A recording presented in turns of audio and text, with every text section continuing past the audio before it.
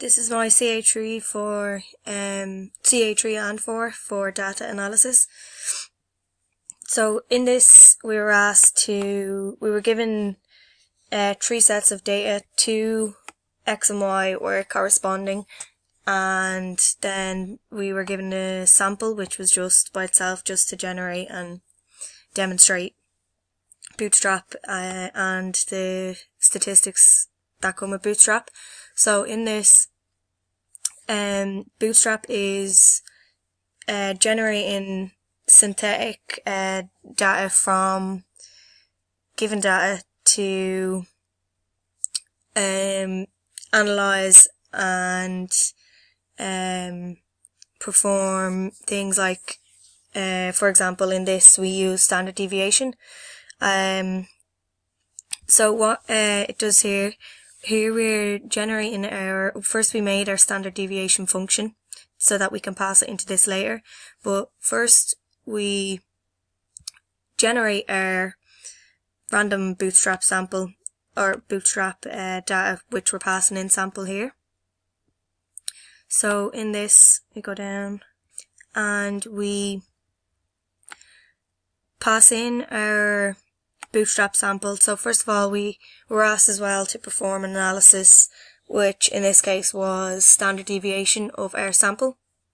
So we also have a function called Bootstrap statistics that takes in our data itself, the function the analysis that we're trying to perform basically, and the number of samples we want to generate. So then down here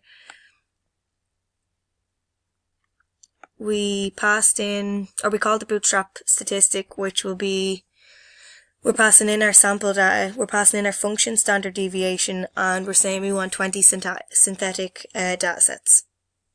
And this is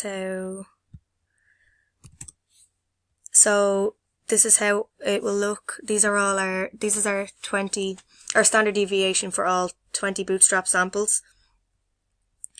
Then the next part was to turn our code for stochastic gradient into a function itself and pass that function through our Bootstrap statistic function. So then we need our partial difference quotient, our estimate gradient, our step size, and our predict y, our error, and our squared errors.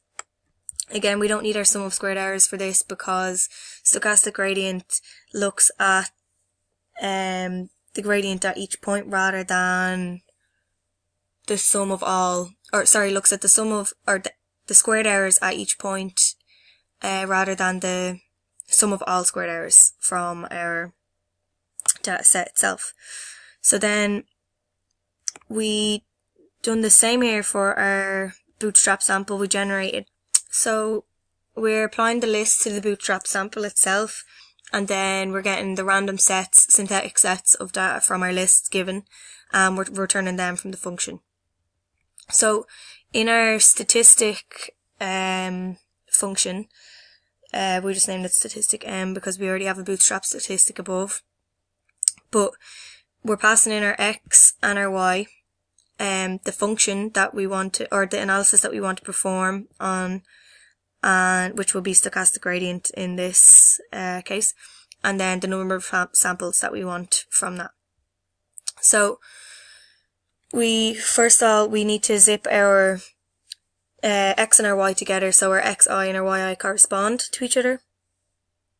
Then when we get we call the Bootstrap sample, which will generate our synthetic sets from the data that we're passing in, which will be our zip to x and our zip to y, and then we need to separate them again by unzipping them, which means by using star. So we have our x sample separate from our y sample, and then we're just converting them into a list here, so our x is equal to the list x sample, and same again with y.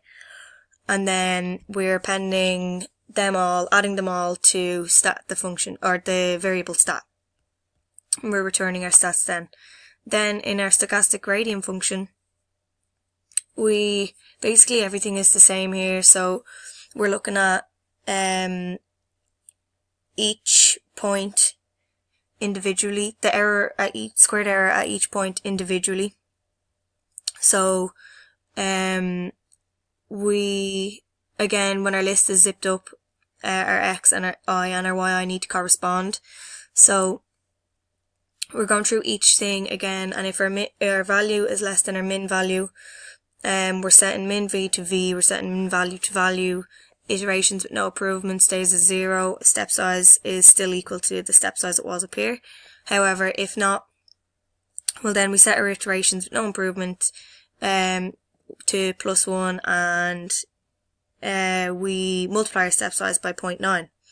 Then we go down and we are getting the index again of each point of each of the points, so that we generate our random starting point, we calculate our gradient at that point, passing in our squared error function, our value, our xi and our yi, and then we take a step in that direction minus the gradient, and then we set v is equal to step, our value, or calling our step function again, sorry, our value, our gradient I, which will be this here, and then our step size, which is whatever our step size will be at that point. And then we're returning our min value. So this is how it looks. So we,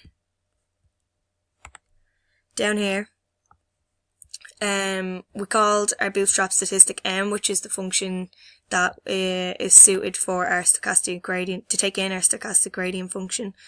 And we passed in our x, we passed in our y, we passed in our stochastic gradient function itself, and we said we wanted to develop one synthetic data set, and this is how it looks, this one here.